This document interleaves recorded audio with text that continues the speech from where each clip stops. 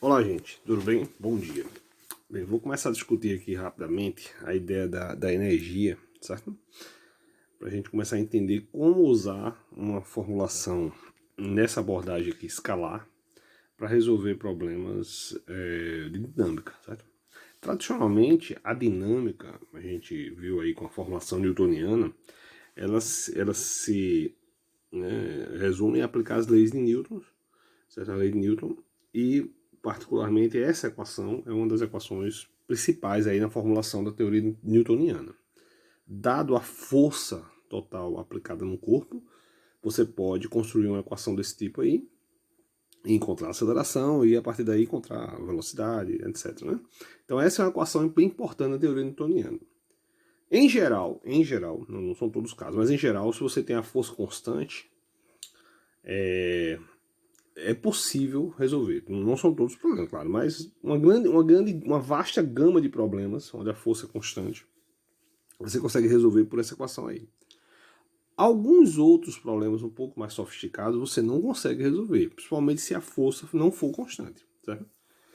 Aí daí se faz importante você usar uma teoria, usar uma formulação que ela tem um caráter escalar, e você consegue se livrar um pouco aí dessa questão da força não ser constante, tá bom? E outros aspectos também, às vezes as forças elas têm um comportamento, como a funcionalidade vetorial, muitas vezes ela tem uma estrutura de orientação que não é simples. Por exemplo, um corpo escorregando por uma rampa, não é simples a força de contato ali. Cada local da rampa, se for uma rampa meio curvada, cada local você vai ter uma força de contato ali que não é muito trivial você está aplicando uma equação vetorial, tá bom? Então vamos construir aí uma teoria escalar. Então vamos lá, né?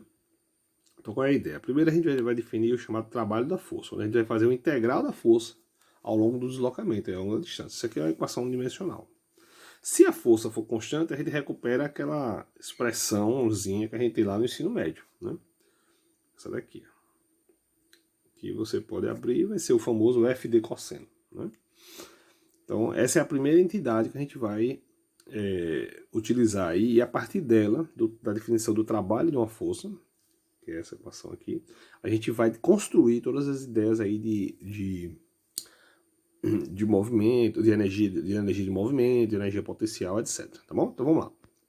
Vamos pegar um exemplozinho aí dessa expressão, o caso do problema da força na mola, né? Chamada lei de Hooke. Então qual é a ideia, né? Você tem uma parede aqui, uma parede de massa infinita, tá bom? E aí você chega aqui tem uma massa infinita, e aqui você amarra uma mola de constante de mola K, e na extremidade dessa mola você põe um corpinho de massa M. Aí digamos que você queira comprimir esse arranjo, o que você tem que fazer? Você tem que botar a sua mão aqui e empurrar para cá. Com que força? Com a força infinita?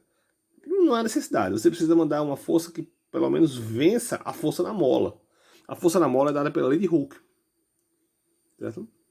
Então você tem que aplicar para cá uma força, certo? Que vá balancear a força de extensão da mola, que é essa daqui, que vem para cá, tá bom? Então você vai ter que fazer para cá, né, onde está a direção dessa setinha aqui, ó, que eu estou marcando aqui.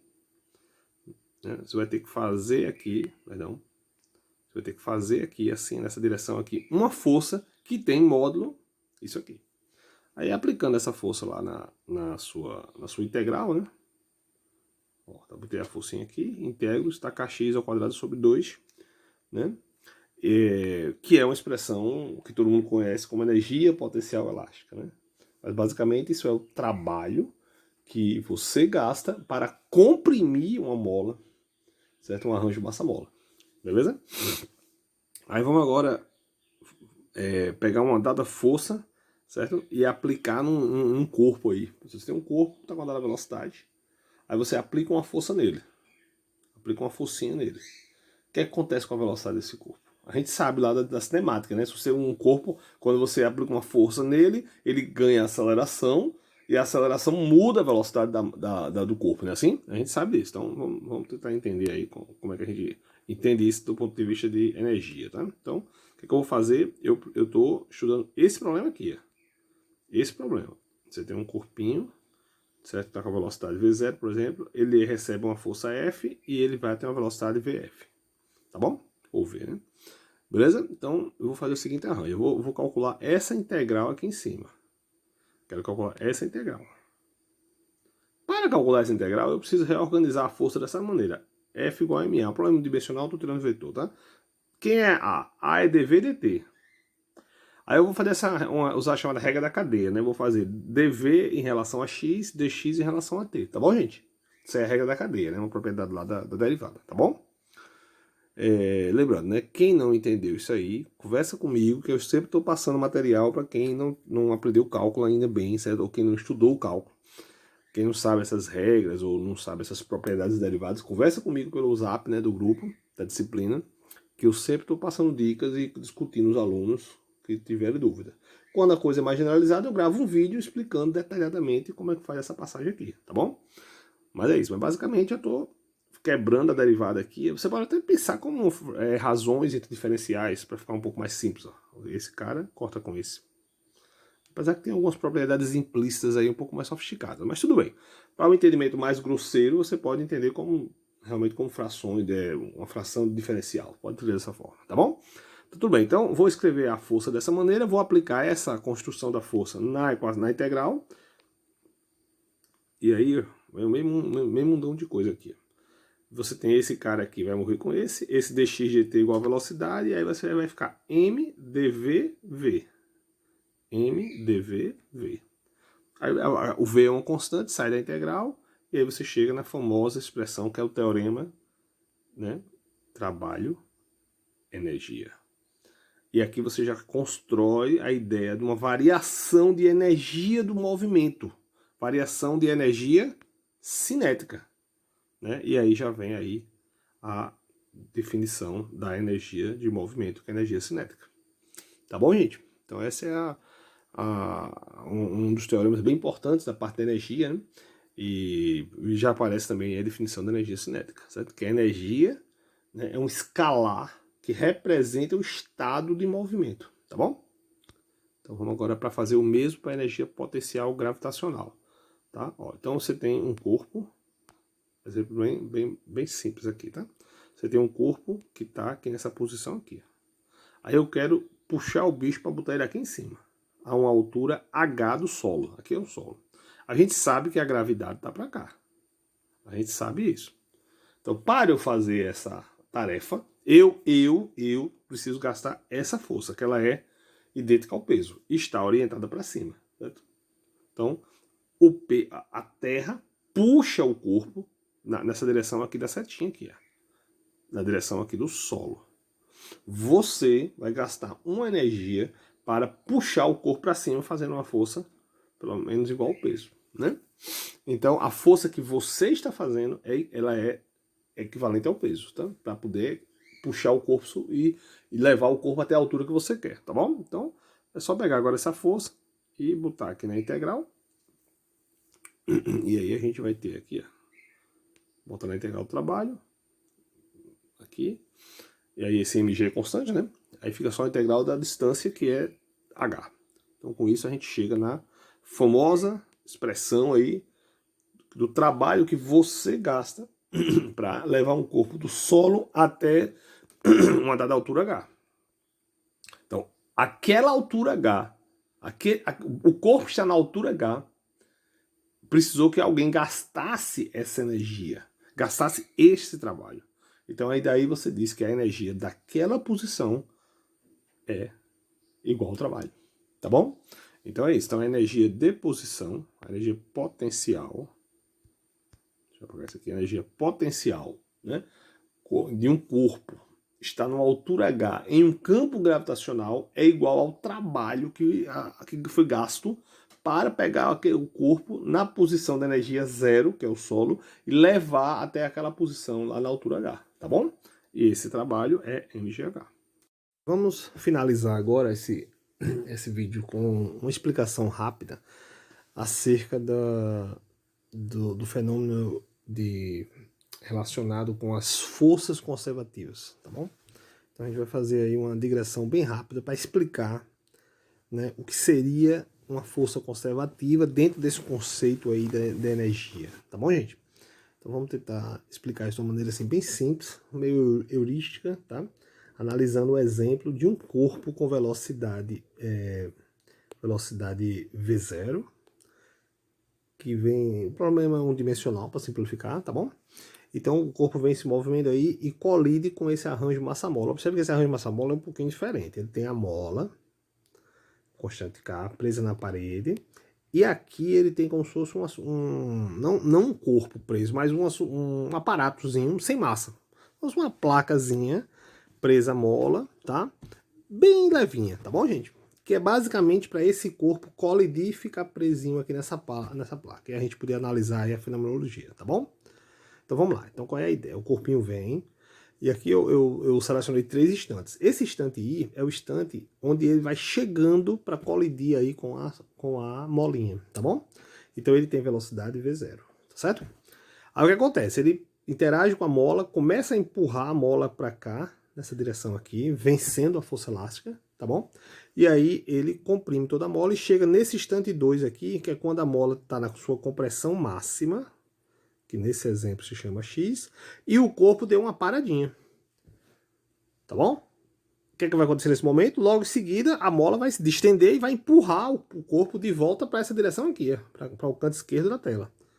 Aí é o instante 3. E eu marquei o instante 3 como sendo o momento onde o corpo volta a ter velocidade que ele tinha no momento que ele chegou. Então são 3 instantes que ocorre uma coisa bem interessante. Então você chega no estado inicial de energia cinética, Você chega no estado inicial de energia cinética mv0 sobre 2. Então esse é o estado inicial do sistema, ele é classificado por esse escalar. Começa a receber o trabalho aí da força de atrito, certo? O corpo se desloca para cá, e força de atrito não, junto da força elástica, desculpem, perdão. Então ele começa a receber aí o trabalho da força elástica, desculpem, não tem atrito, eu falei errado, tem força elástica. E aí, o que acontece? A energia cinética, entre aspas, some. Ele fica com energia 0. Aí o que acontece? A força elástica volta a realizar um trabalho sobre ele, agora no intuito de aumentar a sua velocidade. Agora ele começa a receber a força elástica para cá, tá bom? E aí ele volta para a sua condição inicial de energia cinética. Esse sistema onde você fez um movimento em círculo, observe, você parte de uma configuração 1, vai até uma configuração 2, certo? Vai até uma configuração 2, e retorna para uma configuração 3, que na verdade ela é a mesma configuração 1 em termos de energia. Ela não é a mesma em termos da direção da velocidade. A velocidade agora está para cá, está para o lado esquerdo, certo? Está para o lado esquerdo aqui da tela. Mas, em termos de energia, a energia cinética desta configuração é mv0 sobre 2, tá bom? Então, esse é um movimento que aconteceu um circuito fechado. Você parte da configuração 1 com energia mv0 sobre 2, vai para uma configuração onde você tem energia 0, e depois você retorna para uma outra configuração onde você volta a ter a mesma energia cinética, tá bom? Esse tipo de movimento, esse tipo de fenômeno aí, ele existe porque dentro existem forças conservativas. Qual é a força conservativa? A força elástica, tá bom? Que foi a única força que atuou aí, tá certo? Então, aí a gente vai mais ou menos entender aqui. Do ponto de vista energético, o que acontece? Você tem, da configuração 1 para a configuração 2, você tem o quê? O trabalho da força elástica, ele causou variação da energia cinética. Quanto é o trabalho da força elástica sobre o corpo, gente? Numericamente é kx ao quadrado sobre 2. Agora tem um sinal de menos aí, né, na história, certo? Por quê? Porque ele tá, o deslocamento ocorre, né? O deslocamento ocorre para cá, e a força para cá, tá bom? Então tem um sinal de menos ali naquele produto interno. Mas quando você vai calcular a variação da energia cinética, também tem um sinal de menos, porque a energia cinética final é 0 e a inicial é mv0 ao quadrado sobre 2. Então o menos cancela. Então, com isso, numericamente, o trabalho da força elástica é igual à variação em módulo aí da energia cinética, tá bom? Ou seja, a energia cinética, entre aspas, ela foi, entre aspas, consumida, certo? pelo trabalho da força elástica. Na verdade, a maneira correta é que você transformou a energia cinética em energia potencial elástica e acumulou na mola. Aí do processo 2 para o processo 3, o que aconteceu? A energia que estava acumulada na mola, certo? Ela, basicamente, o que é que ela fez? Ela foi transformada em energia cinética.